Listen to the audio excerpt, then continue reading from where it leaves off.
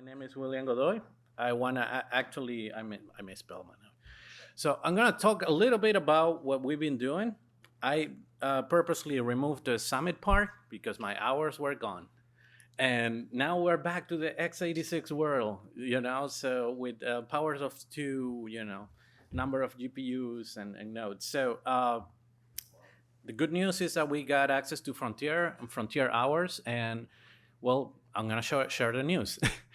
I want to thank the contributors here. We've been working very hard this summer with my interns, with Pedro and Jeff, and try to understand what's the value that Julia is bringing to our world, to HPC. So that being said, let me start.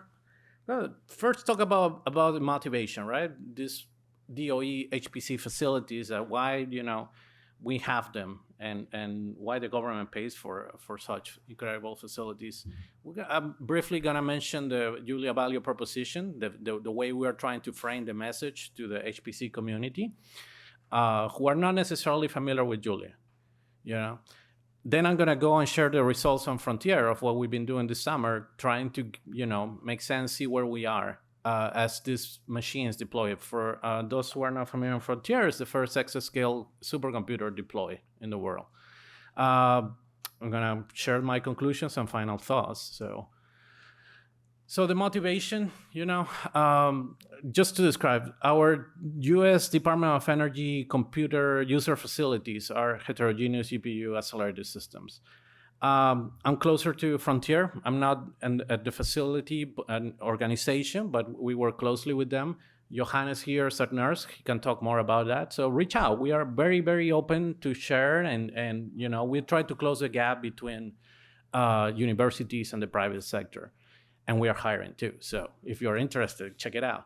We're always looking for good people to collaborate, internships, different programs, as you can say. So we're moving into the exascale world. So we're deploying things like Frontier, Aurora, Perlmutter.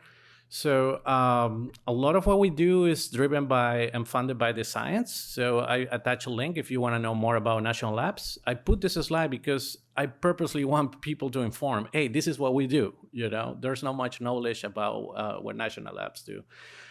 I'm sharing with you, a graph from Wikipedia showing that, yeah, we're obsessed with GPUs. That's what DOE uses. But in HPC, CPUs are still very important, right? As previous talk showed. So we are very niche when it comes to HPC. Even HPC is niche, but DOE HPC is even more niche in that regard.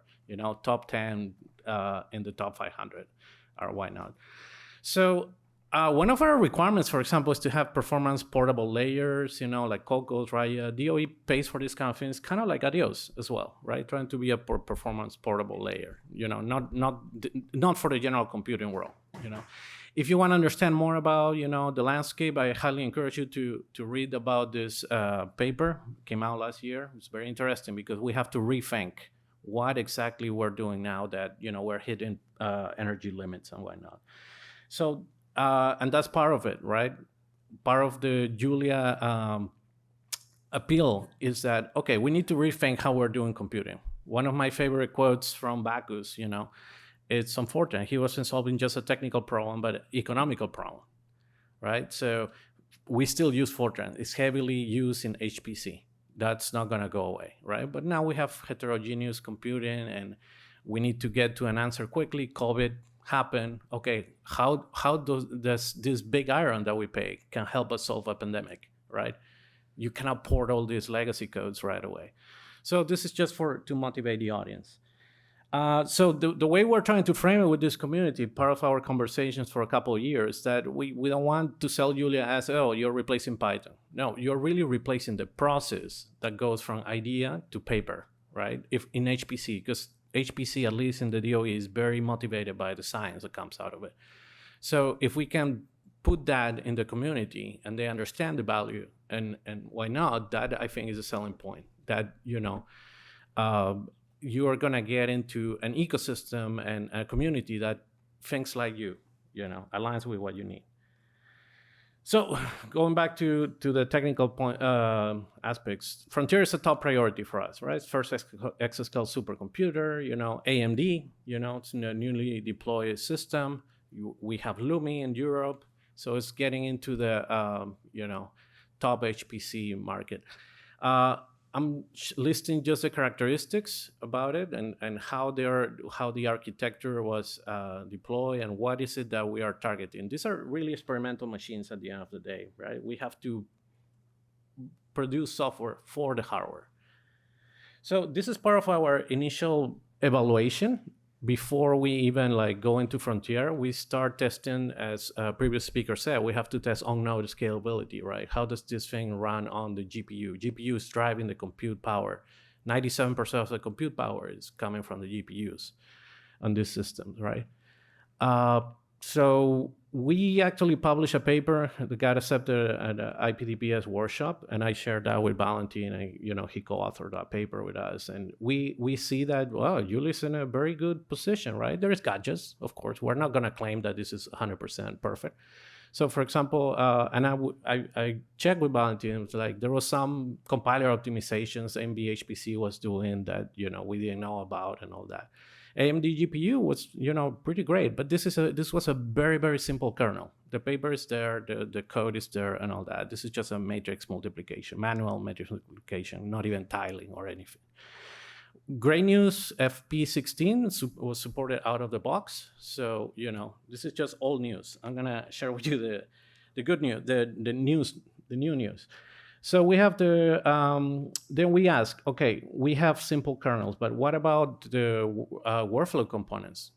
Can we write all of them in one language? Because ultimately, we have to care for the MPI communication, for the parallel I/O aspects, not only for the kernel computation, right?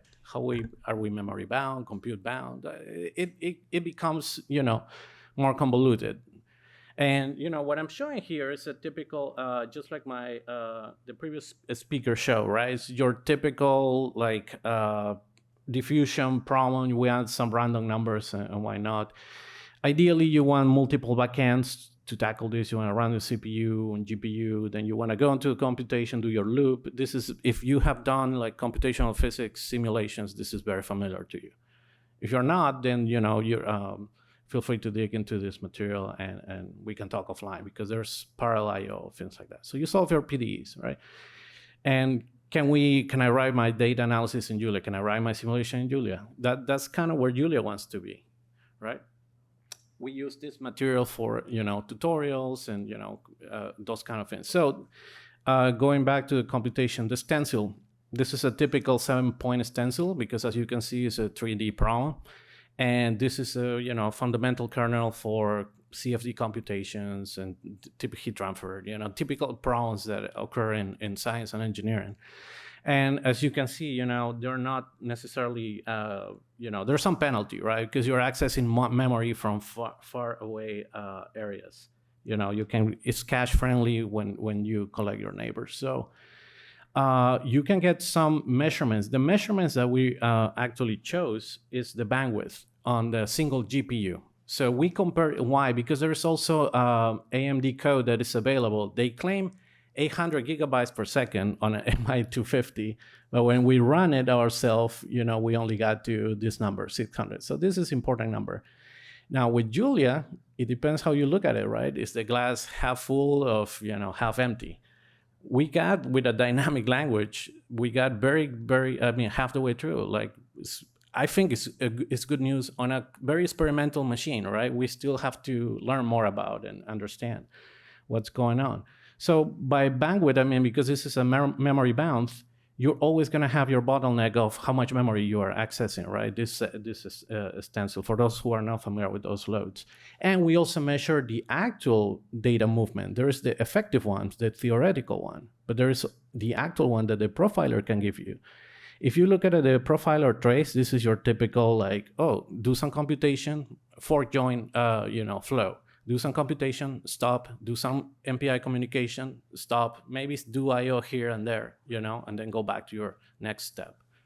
So this is a kernel, and Let me address this. So we look a little bit further, deeper on the lower levels, and we say, oh, well, Julia is doing the right thing because this is driven by the number of, stores and loads at the LVMIR level. And we're like, okay, this looks great. Maybe it's AMD doing something we don't know.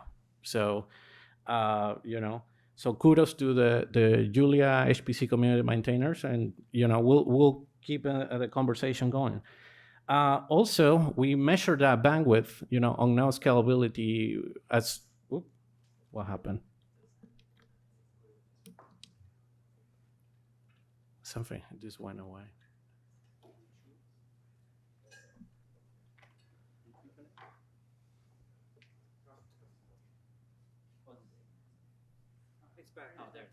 Oh, okay. Sorry about that. So, oops, but not here. Up. So we want to, what happened here? So this will be good enough because I have to move. The JIT, right? That's an amortized cost that you're always going to pay with a dynamic language like Julia that compiles the first time. So we have to measure that once you run to 4,000 GPUs. Of course, you're gonna feel it. You see, like it's kind of 1/10 of the performance. But the next time you have these two peaks, and this is our smart guess is that because the boundary domains are not going to do as much work as in internal domains. So this is a typical trace in this type of large parallel problems. So we also run some weak scaling using this gray Scott. As we imagine, as you increase the number of nodes and communication, you're going to have more variability. So, but we tested it successfully at 5% of the machine. Once I tried half of the machine, of course, it didn't work. Some MPI issue there. And, I just want to wrap up here. Conclusions. I want to thank my intern, Kyra, who's in the audience. She did a lot of the work here. Julia's current 50% of the GPU performance on a memory mount app that is, typical and important. Scalability is still subject of, is this a machine? Is this the software? Is this the hardware? We have to find out. But another important thing is that community is essentially you. As I mentioned, we run a lot into different activities. We're also looking at generative AI, how is helping us, because we have to work nicely with the next generation of people that will use these things, to program, to code. I want to acknowledge my sponsors and also especially our package maintainers and developers in this community who make this work possible. All the underlying works. Many of you are in the audience, so feel free to reach out to them. And if I miss someone, let me know, because I want to put their names on that. Shameless self-promotion. We are organizing a workshop on supercomputing, on democratizing HPC, which I think that's a message that Julia encapsulates. So thank you very much. All right, one very quick question. Question is matrix scores on what's this name? Right. So that's a great question. No, we haven't, but ultimately, because the stencil is not optimized for that, but we can easily call like optimized blast under. That's the beauty of Julia, right? It doesn't reinvent the wheel. If you have an optimized blast, then just might as well use it. But thanks.